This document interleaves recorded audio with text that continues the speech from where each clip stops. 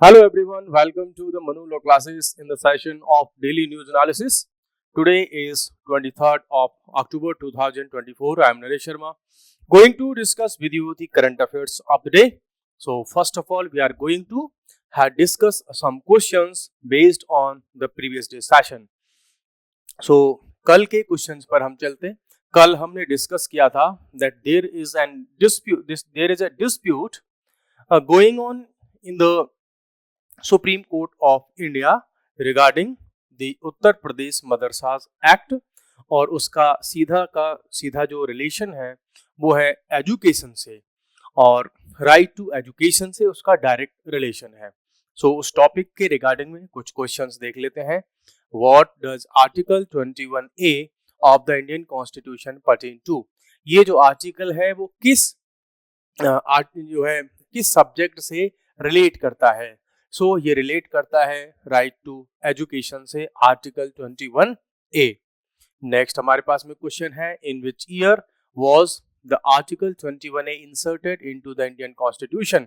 Indian constitution में इसको 2002 में ऐड किया गया था 86 कॉन्स्टिट्यूशनल अमेंडमेंट के थ्रू.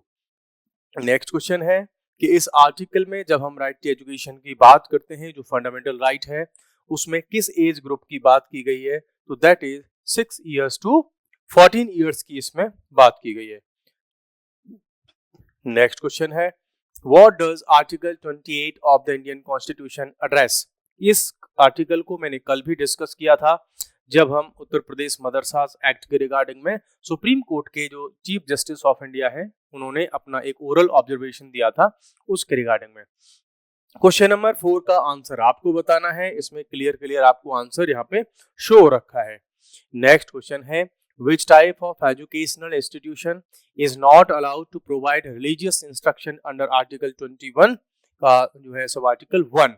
इसमें हम बात करें तो जो गवर्नमेंट फंडेड इंस्टीट्यूशंस होते हैं वो religious instruction religious education provide नहीं कराते. हमारा आर्टिकल 28 जो है कहता है.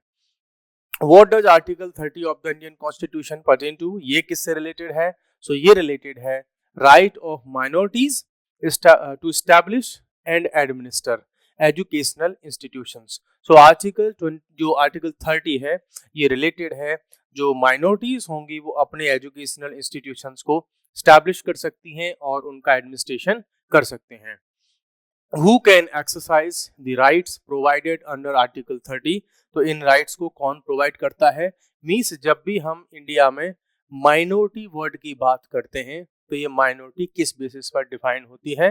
इसका बेसिस है religious minority and linguistic minorities. Means minorities India में जब भी काउंट होती हैं उनका बेस जो होता है वो रिलीजन के बेसिस पर और लैंग्वेज के बेसिस पर इंडिया में माइनॉरिटीज का कॉन्सेप्ट चलता है. तो ये तो अब तक के रहे क्वेश्चंस. अब हम चलते हैं आज के इंपॉर्टेंट करंट अफेयर्स पर और उसमें एक टॉपिक है हमारा ब्रिक्स की अभी जो मीटिंग हो रही है रसिया में. वहां पर प्राइम मिनिस्टर मोदी जी गए और उन्होंने जो है जब रशिया के जो पीएम हैं रशिया के प्रेसिडेंट हैं व्लादिमीर पुतिन सर उनसे मुलाकात की है, उनसे मीटिंग हुई है और कहा है कि यूक्रेन का जो इश्यू है उस पर इंडिया एक पीसफुल सॉल्यूशन उसका चाहता है और इंडिया उसमें एवरी टाइप से असिस्टेंस प्रोवाइड कराने को तैयार है. इंडिया की ये ग्लोबल लेवल पर जियोपॉलिटिक्स में इंप्रूव होती हुई इमेज का ये एक एग्जाम्पल है. Prime minister Narendra Modi met Russian president Vladimir Putin. कहां पर मीटिंग हुई है ये. ऐसे क्वेश्चंस कई बार पहले भी आए हैं. जब भी ब्रिक्स की G20 की G7 की मीटिंग्स होती हैं तो मल्टीपल टाइम्स उनकी सिटीज का नेम पूछ लिया जाता है. दैट इज कजान रशिया का ही एक जो है शहर है. उसमें हमने ये कहा है इंडिया ने कि हम फिर से उसी बात पर फोकस कर रहे हैं कि रशिया और यूक्रेन ये दोनों मिलकर के एक पीसफुल सॉल्यूशन उसका निकाल दें. India supports restoration of peace Ukraine and Russia के बीच में and is committed to provide all possible assistance. कि इस क्राइसिस को जो यूक्रेन और रशिया के बीच में क्राइसिस है इसको कैसे हम फिनिश कर सकते हैं इंडिया उसके लिए सहमत है एवरी टाइप से असिस्टेंट प्रोवाइड कराने के लिए। ये मीटिंग के नंबर की अगर हम बात करें ब्रिक्स की मीटिंग की, तो ये 16th नंबर की मीटिंग है। चलो मैं अब आपसे क्वेश्चन पूछ लेता हूं कि अभी ब्रिक्स की जो समिट रसिया में हो रही है, करंटली ब्रिक्स में कितने कंट्रीज उसके मेंबर्स हैं, ये आपको बताना है कमेंट बॉक्स में। उन मेंबर्स के नेम आपको लिखने हैं। यू नो कि रिसेंटली ब्रिक्स में कुछ नए मेंबर्स को ऐड किया गया है। आपको मैं हिंट दे देता हूं, मिडिल ईस्ट और अफ्रीकन कंट्रीज, वहां से मेंबर्स को इसमें ऐड किया गया है। Now you have to recall, अब याद करने की कोशिश करो, रिकॉल करने की कोशिश करो कि ये कौन कौन से न्यू मेंबर्स हैं। समिट की अगर हम बात करें तो इस समिट का पूरा मींस इस समिट पर पूरे ग्लोबल जो लीडर्स हैं, कंट्रीज हैं, उनकी सबकी इस पर नजर है। क्यों? A sign of Russia's leading position, because Ukraine में जब से रशिया ने इंटरवीन किया है, अटैक हुआ है, वहां पर उन दोनों के जो है मींस दोनों साइड से ही डिस्ट्रक्शन के जो एफर्ट्स हैं वो लगे हुए हैं। लेकिन जो वेस्टर्न वर्ल्ड है, स्पेशली जो नेटो के मेंबर्स हैं, वो रसिया को प्रेशराइज करने की सारी पॉलिटिक्स को यूज कर रहे हैं। बट रसिया यहाँ पर ब्रिक्स की मीटिंग अपने यहाँ जो है होस्ट कर रहा है, तो उसमें आप देख सकते हैं कि रसिया की इमेज काफी स्ट्रांग होती हुई दिख रही है। मीटिंग विद ईरानियन प्रेसिडेंट, तो इंडिया के जो पीएम हैं ना ओनली वो केवल पुतिन सर से ही नहीं मिले, बल्कि ईरान के जो प्रेसिडेंट हैं जिनका नाम है मसूद पेजेस्कियान, उनके साथ में भी मीटिंग हुई है इंडिया की। और इंडिया ने अपनी बातों को रखा है कि concern over the escalating conflict, जो वेस्ट एशिया में कॉन्फ्लिक्ट चल रहा है, इंडिया ने उस पर भी बात की है। यू नो कि इजराइल और हमास के बीच में, इजराइल और हिजबुल्लाह के बीच में जितना भी इशू चल रहे हैं, उसके पीछे कहीं ना कहीं जो ईरान है उसका बड़ा रोल हमको दिखता है।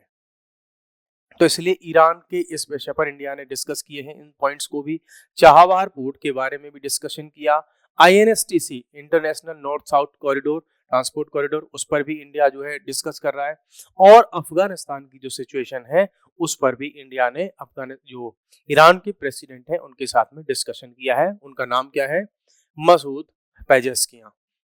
इनके साथ में यहाँ पे मीटिंग हुई है। आप सबको पता होगा कि ईरान में हमारा चाबहार पोर्ट का एग्रीमेंट हुआ था। ईरान जो INSTC है, international north south transport corridor, उसका भी पार्ट है। और बिकॉज अफगानिस्तान का पड़ोसी है, इसलिए हम उसके साथ में ये सारी चीजें डिस्कस कर रहे हैं। रिसेप्शन इन कजान, कजान में जो है प्राइम मिनिस्टर सर का जो रिसेप्शन हुआ वो रुस्तम मिनी खानोव के नाम के जो व्यक्ति हैं। और ये कौन है? ये रिपब्लिक ऑफ तातरस्तान के जो है हेड हैं। उन्होंने प्राइम मिनिस्टर मोदी सर को वहां पे रिसीव किया था। अब आप सोच रहे होंगे कि ये तातरस्तान क्या है। देखो, जो रसिया है, रसिया एक बहुत बड़ा कंट्री है, वर्ल्ड का मीन सबसे बड़ा कंट्री है। ज्योग्राफिकल टर्म्स की अगर हम बात करें, एरिया की बात करें हम, तो रसिया के अंदर बहुत सारे रिपब्लिक हैं। उनमें से एक है आपका ये तातरस्तान। मीन्स रसिया क्या है? एक फेडरेशन है ना। जैसे कि जो USA एक फेडरेशन है, वैसे रसिया भी एक फेडरेशन है। मीन्स मल्टीपल रिपब्लिक्स का ये एक ग्रुप है। ठीक है, नेक्स्ट हम आते हैं कुछ इसमें से और पॉइंट्स पर जो इस मीटिंग के लिए इंपॉर्टेंट है। और यहाँ पर फॉरेन सेक्रेटरी जो विक्रम मिस्री हैं, उन्होंने भी इन चीजों को डिस्कस किया। प्लस हमने ये भी डिस्कस किया कि हमारे भी जो लोग रसिया में जो है उसकी, रसिया की आर्मी में उनको ज्वाइन करा दिया गया, या तो कंसेंट के थ्रू या जबरदस्ती, तो उनके रिगार्डिंग में भी इंडिया की इनके साथ में डिस्कशन है कि उन लोगों को छोड़ दिया जाए और वो इंडिया अपने वापस आ सकते हैं। 25th session of the Indo India Russia inter governmental commission on trade, अभी कुछ ही टाइम में नवंबर में इसकी भी मीटिंग होने वाली है। जब ये मीटिंग होगी तब हम इसके बारे में डिस्कस करेंगे। ठीक है, अब हम और बात करते हैं कि एक्सपेंडेड ब्रिक्स। तो मैंने आपसे जो क्वेश्चन पूछा था उसका आंसर यहाँ पर है। ठीक है, मैंने पूछा था ना कि अभी जो है ब्रिक्स में कुछ नए कंट्रीज को ऐड किया गया है, तो वो कंट्रीज कौन कौन से हैं। तो ब्रिक्स की जो समिट अभी कजान में हो रही है, first to convene in its expanded shape, means जब से न्यू मेंबर्स इसमें ऐड हुए हैं तब से फर्स्ट मीटिंग है ये। और वो कहाँ पर हो रही है? कजान में। तो कई बार ऐसे क्वेश्चन बन जाते हैं कि ब्रिक्स में न्यू मेंबर ऐड होने के बाद फर्स्ट समिट कहाँ पर हुई थी, तो कजान रशिया में हुई है। न्यू मेंबर कौन कौन से हैं? Iran, Saudi Arabia, Egypt, Ethiopia और यूएई। ये जो 3 कंट्रीज हैं, यूएई, ईरान, सऊदी अरबिया, ये आपके एशिया से हैं, और ये जो 2 कंट्री हैं, इजिप्ट और एथोपिया, ये हैं आपके अफ्रीका से। तो ये भी ध्यान रखना, कई बार एनालिटिकल क्वेश्चन बन जाते हैं कि किस कॉन्टिनेंट से कितने मेंबर को इसमें ऐड किया गया है। ग्लोबल अटेंशन की तो बात इसमें हो ही गई कि जो है पुतिन को मींस जो है ग्लोबल लेवल का अटेंशन उनको मिल रहा है, क्योंकि जहां एक तरफ जो वेस्टर्न वर्ल्ड है वो रशिया को दबाना चाह रहा है, लेकिन वहीं दूसरी तरफ हमको दिख रहा है कि जो प्रेसिडेंट पुतिन है उनको वर्ल्ड में काफी साइड से सपोर्ट भी मिल रहा है। एक नेक्स्ट जो न्यूज है जो करंट अफेयर है वो है दिल्ली में जो एयर क्वालिटी है वो बहुत ज़्यादा पुअर हो चुकी है, और कुछ एरियाज में तो ये हो चुकी है आपकी सीवियर कंडीशन में। ये आप अभी 2-3 दिन पहले का ही सीन है, आप देख सकते हैं कि कितना ज़्यादा फॉग हमें दिखाई दे रहा है, स्मॉग दिखाई दे रहा है हमको। एयर क्वालिटी की थोड़ा सा दिल्ली के बारे में बात कर लेते हैं, क्या मेन इश्यूज हैं। ठीक है, air pollution Delhi remains in very poor state में हम पहुंच गए हैं, और ये और भी बढ़ने के चांसेस हैं 327 तक। दिल्ली के कुछ रीजन में तो ये 400 भी क्रॉस कर गया है ना। गवर्नमेंट ने क्या एक्शन लिया है? अब गवर्नमेंट ने इसमें कुछ बेसिक से एक्शंस लिए हैं। कई बार साइंस के टर्म्स में ऐसे क्वेश्चन फ्रेम हो जाते हैं कि एयर पॉल्यूशन में निम्नलिखित मींस जो है which one of the following can be helpful. तो एक तो यहाँ पर वाटर स्प्रिंकलिंग की जो है व्यवस्था इन्होंने की है। दूसरा, और बहुत सारे एमसीडी के वर्कर्स को लगाया गया है जिससे कि रोड्स को क्लीन कर सकें। Water sprinkling at various hot spots को वहां पर इंक्रीज किया गया है। प्लस एक पाउडर आता है डस्ट सप्रेसेंट पाउडर, उस वाटर में उसको मिक्स करके फिर उसकी स्प्रिंकलिंग की जा रही है, जिससे कि वो जो डस्ट वगैरह है रोड पर ही उसको सेटल किया जा सके। प्लस हम क्या कर रहे हैं, इसमें मेट्रो की सर्विसेज को इंक्रीज कर रहे हैं। मेट्रो की जो ट्रिप है उसको और उसमें 40 ऐड कर दी गई है। डीटीसी की बसेस हैं उनको जो उनकी फ्रीक्वेंसी इंक्रीज की गई है, ज़्यादा बसेस चलें, जिससे कि लोग जो अपनी पर्सनल व्हीकल्स हैं उनको कम यूज करें। प्लस दिल्ली में इंक्रीज पार्किंग चार्जेस, जो व्हीकल्स हैं, कार हैं, आपकी बाइक्स हैं, उन पर जो आप मार्केट में कई बार इधर उधर जाते हो तो उन पर भी चार्ज जो है पार्किंग के चार्जेस हैं इंक्रीज किए जा रहे हैं कि लोग अपने पर्सनल व्हीकल लेकर के ना निकलें, वो क्या करें, वो यूज करें मेट्रो को या पब्लिक ट्रांसपोर्ट को। अदर एक्शन बहुत सारे हैं कि दिल्ली के जो नेबर स्टेट्स हैं, नेबरिंग स्टेट्स हैं, उनके साथ में कोऑर्डिनेशन किया जा रहा है, तब जा करके होगा। तो एक चीज यहाँ से हमें देखने को मिलती है कि दिल्ली जो है नेशनल कैपिटल है ना, लेकिन दिल्ली में आपको पॉल्यूशन इतना सारा हो गया है कि यहाँ पर लोग अब रहना बहुत ज्यादा पसंद नहीं कर रहे। नेक्स्ट अब हम आ जाते हैं इंडेक्स ऑफ इकोनॉमिक फ्रीडम 2024। ये इंडेक्स 24 की है, इकोनॉमिक फ्रीडम इंडेक्स। क्या कौन निकालता है इसको? फ्रेजर इंस्टीट्यूट, ये इसको निकालता है। अब आपको बताना है ये किस कंट्री का इंस्टीट्यूशन है, फ्रेजर इंस्टीट्यूट, तो आपको कमेंट बॉक्स में ये बताना है। इस रिपोर्ट की अगर हम बात करें तो क्या इसका मेन फोकस है, इकोनॉमिक फ्रीडम का असेसमेंट करता है कि किन किन कंट्रीज में, कौन से कंट्रीज हैं जहां पर इंडिविजुअल्स के पास में, सिटीजन्स के पास में इकोनॉमिक फ्रीडम है। सो इसमें रिसर्च हुआ है 165 का, एनुअली ये रिपोर्ट आती रहती है। तो इसमें सबसे अच्छी बात जो हमें देख रही है कुछ कंट्रीज के लिए, तो हांगकांग नंबर 1 पे आया है, सिंगापुर इसकी 2nd रैंक आई है, और स्विट्जरलैंड की रैंक आई है 3rd पर। इट मीन्स ये 3 कंट्री ऐसे हैं वर्ल्ड में जिनके लोगों के पास में इकोनॉमिक फ्रीडम बहुत ज्यादा है। इकोनॉमिक फ्रीडम की अगर आप बात करोगे तो उसका बेसिक सा मीनिंग निकलता है कि आपके पास में फाइनेंस, पैसा इतना है कि आप अपने हिसाब से कुछ डिसीजंस को ले सकते हो। मीन्स चाहे वो फूड के लिए हो, चाहे आप वर्ल्ड में कहीं ट्रैवल करना चाहते हो, बिजनेस करना चाहते हो, उन सेंस में हम कह सकते हैं। तो इंडिया की क्या सिचुएशन है, इंडिया की 84th रैंक आई है। कहाँ पर? तो वो कंट्री जो है 1st, 2nd और 3rd रैंक पर है, हम अभी भी बहुत पीछे हैं। जब इस इकोनॉमिक फ्रीडम इंडेक्स को प्रिपेयर किया जाता है तो उसमें 42 वेरिएबल्स इसमें इंक्लूड किए जाते हैं, जिनके बेसिस पर, जैसे कि गवर्नमेंट कितनी बड़ी है, कितने मिनिस्टर वगैरह हैं, लोगों के प्रॉपर्टी पर राइट्स कैसे हैं, गवर्नमेंट की स्पेशली मैं अगर बात करूं तो सेंट्रल बैंक की मॉनेटरी पॉलिसी कैसी है, लोगों को वहां पर ट्रेड करने की कितनी फ्रीडम है। इन फैक्टर्स के बेसिस पर तैयार की जाती है, प्रिपेयर की जाती है ये इकोनॉमिक फ्रीडम इंडेक्स। इस रिपोर्ट के अकॉर्डिंग अगर हम देखें तो लास्ट 3 इयर्स में जो पूरे वर्ल्ड में इकोनॉमिक फ्रीडम है वो डाउन हुई है। मींस जो इकोनॉमिक फ्रीडम का जो ग्राफ है वो ऐसे हुआ है, डाउन आया है लास्ट 3 इयर्स में। और लास्ट 3 ईयर में आप देखेंगे तो जब से कोविड-19 हुआ था उसके बाद जो लॉकडाउन हुए उसके बाद बहुत सारे सेक्टर्स में हमको डाउनफॉल देखने को मिला है। यहाँ से एक चीज और हमें देखने को मिली कि जिन कंट्रीज की पास में हाई इनकम फ्रीडम होती है वो एक बहुत बड़ा सिग्निफिकेंटली बेटर इकोनॉमिक आउटकम्स हमें वहां पर देखने को मिलते हैं। मींस जहां पर इकोनॉमिक फ्रीडम लोगों के पास में ज्यादा है वहां पर उन कंट्रीज का जो हैप्पीनेस का लेवल हो गया, लाइफ एक्सपेक्टेंसी हो गई, पावर्टी हो गई, जैसे देखो लाइफ एक्सपेक्टेंसी अच्छी हो जाएगी, पावर्टी कम हो जाएगी, हायर हैप्पीनेस लेवल होंगे। तो जिन कंट्रीज में इकोनॉमिक फ्रीडम ज्यादा है वहां पर ये चीजें भी मिलेंगी। और इसमें कोई शक नहीं है कि लोगों के पास में जब पैसा होता है तो बहुत सारी चीजें लोग परचेज कर सकते हैं और वो खुश रहने में भी बहुत सारी हेल्प होती है। इंडिया की अगर हम कंपेयर करें इसके नेबरिंग कंट्रीज से, ये भी इंपॉर्टेंट है बिकॉज कई बार ग्लोबल लेवल की जो रिपोर्ट्स होती हैं उसमें इंडिया का कंपैरिजन इसके नेबरिंग कंट्रीज से कर दिया जाता है। सो एक बार इस एंगल से भी लेट्स हैव अ लुक। देखो कंट्रीज और रैंक, इंडिया अपने नेबरिंग कंट्रीज में फर्स्ट रैंक पर है ये बात क्लियर हो गई क्योंकि हमारी रैंक है 84th।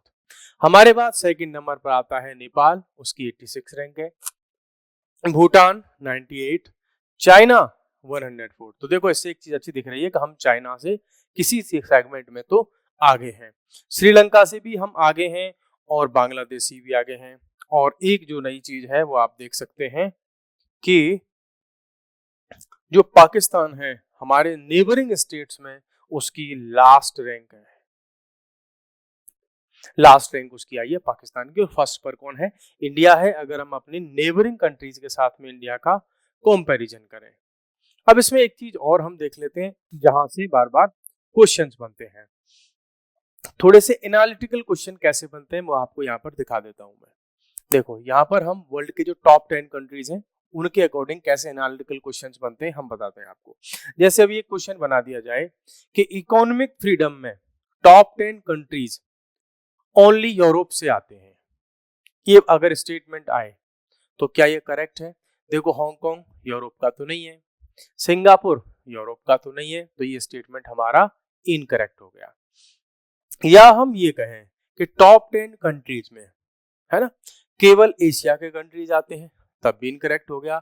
हमारे पास स्विट्जरलैंड आउट ऑफ एशिया से है, न्यूजीलैंड आउट ऑफ एशिया से है। तो इस तरीके से हम कई बार ऐसे क्वेश्चंस को देख सकते हैं। तो टॉप 10 कंट्रीज में अगर हम देखेंगे, अगर आपसे कहा जाए कि टॉप 10 कंट्रीज में इंडिया भी है, क्या है कहीं पे? नो।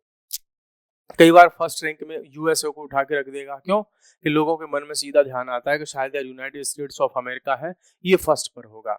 बहुत सारी डिटेल उसमें इंडेक्सेस में स्विट्जरलैंड, डेनमार्क, आयरलैंड है ना, ये फर्स्ट पर रैंक करते हैं, लेकिन इकोनॉमिक फ्रीडम में ये भी फर्स्ट पर नहीं है। सो ये चीज कंपलसरी नहीं है कि जहां पर कोई एक कंट्री डिफरेंट सेगमेंट्स में अगर अच्छा परफॉर्म कर रहा है तो वो दुनिया की सारी इंडेक्सेस में अपने आप को बेटर परफॉर्म करवाएगा, नहीं, ऐसा हर जगह पर नहीं होगा।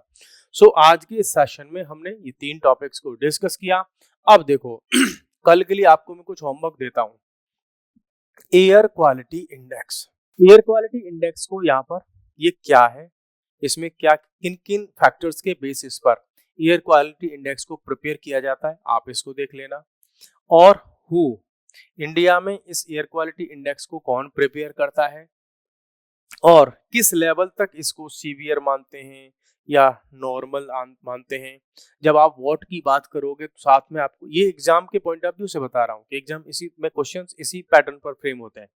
व्हाट की बात करोगे तो उसमें जैसे कि PM 2.5 को काउंट किया जाता है कि नहीं, PM 10 को काउंट किया जाता है कि नहीं, तो क्या क्या है डस्ट पार्टिकल्स या ऐसे थिंग्स के बेसिस पर AQI बनती है। तो उसको थोड़ा सा आप पहले से स्टडी कर लेना, तो कल हम इस पर क्वेश्चंस भी फ्रेम करेंगे। सो आज के लिए गाइस इतना ही, कल फिर मिलते हैं नेक्स्ट सेशन में। तब तक के लिए बाय बाय, टेक केयर।